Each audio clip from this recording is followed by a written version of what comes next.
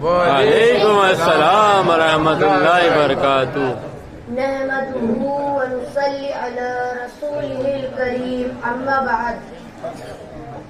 ایک مرتبہ مدینے میں آرام فرمانے والے آقا حضور پور نور محمد رسول اللہ صلی اللہ علیہ وسلم کی بارگاہ میں پوری ذمہ داری اور ایمانداری کے ساتھ ایک مرتبہ درود شریف کا نذرانہ پیش کر لیجیے۔ اللہم صلی علی سیدنا مولانا محمد وعلی آل سیدنا مولانا محمد وعلیہ وسلم صلاۃ والسلام علیک یا رسول اللہ صلی اللہ تعالی علیہ وسلم۔ محترم استاد کرام، میرے عزیز بزرگوں، میرے پیارے بھائیوں اور میرے ہم عمر دوستوں، آج میں آپ سب کے سامنے کوئی کہانی سنانے نہیں آیا، کوئی نعرہ لگانے نہیں آیا اور نہ ہی کسی سے بحث کرنے آیا ہوں۔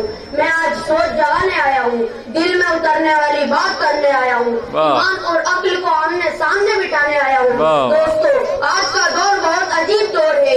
آج کا بچہ ایک ہاتھ میں موبائل رکھتا ہے اور دوسرے ہاتھ میں سوال، وہ سوال کرتا ہے یہ دنیا کیسے بنی، انسان کہاں سے آئے، سب کچھ اپنے آپ کیسے چل رہا ہے، اور پھر کوئی کہہ دیتا ہے یہ سب سائنس بتا رہی ہے، اور اسی کے ساتھ دل میں ایک اور سوال پیدا ہوتا ہے اگر سائنس سب کچھ بتا رہی ہے تو پھر قرآن کی کیا ضرورت؟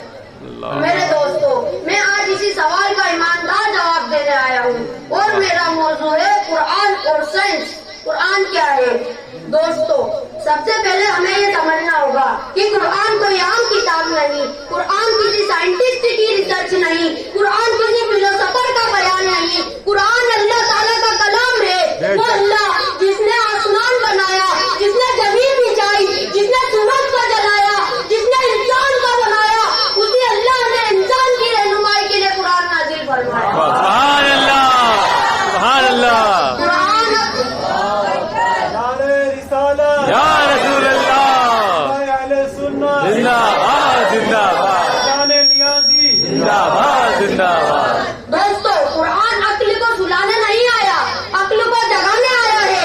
اس لیے قرآن بار بار کہتا ہے کیا تم سوچتے نہیں، کیا تم غور نہیں کرتے، کیا تم عقل سے کام نہیں لیتے؟ اگر قرآن صرف مان لینے کی کتاب ہوتی تو سوالوں کی اجازت کیا دیتا؟ اب آئیے سائنس کی بات کریں۔ دوستو، آج سائنس کا بڑا شور ہے، لیکن ایک سادہ سا سوال پوچھتا ہوں، کیا سائنس نے آسمان بنایا؟ نہیں۔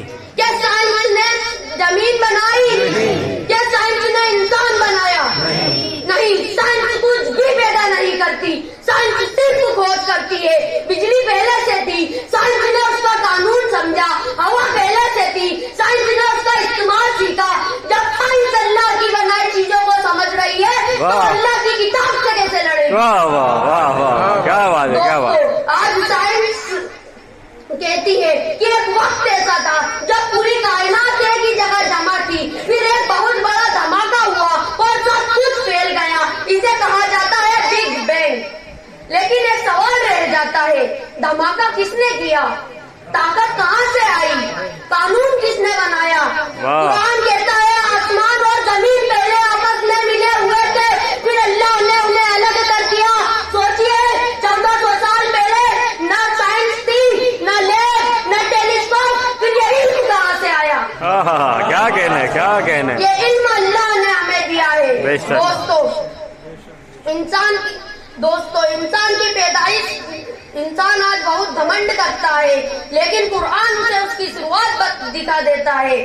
قرآن کہتا ہے انسان ایک معمولی بوند سے بنایا گیا ہے۔ آج سائنس مائکروسکوپ سے دیکھ کر ایک ایک مرحلہ بتاتی ہے، پہلے بوند، پھر چپکا ہوا لہو، پھر گوشت کا ٹکڑا، پھر ہڈیاں، پھر جان۔ سوچو جب قرآن تمہاری شروعات بتا رہا ہے تو کیا تمہارا عقل نہیں جانتا؟ انسان کی عقل یہاں جھک جاتی ہے۔ دوستو، ہم بارش کو ہلکی چیز سمجھتے ہیں، لیکن بارش پورا سسٹم ہے۔ سورج پانی کو اٹھاتا ہے، ہوائیں بادلوں کو چلاتی ہے، پھر ایک ایک بوند اللہ کے حکم سے گرتی ہے۔ قرآن کہتا ہے ہم ہوا کو بھیجتے ہیں، پھر بادل اٹھتے ہیں، پھر پانی برساتے ہیں۔ مطلب قدرت بھی اللہ کی فرما بردار ہے۔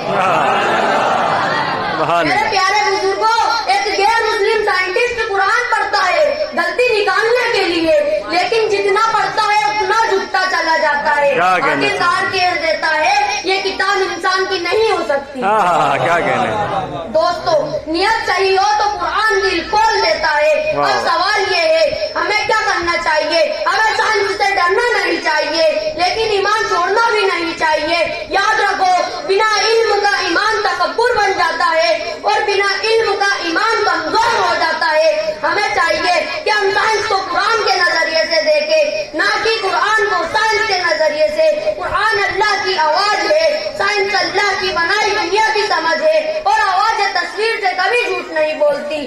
اللہ تعالیٰ ہمیں سوچنے سمجھنے والا علم و ایمان والا. آمین اللہم آمین.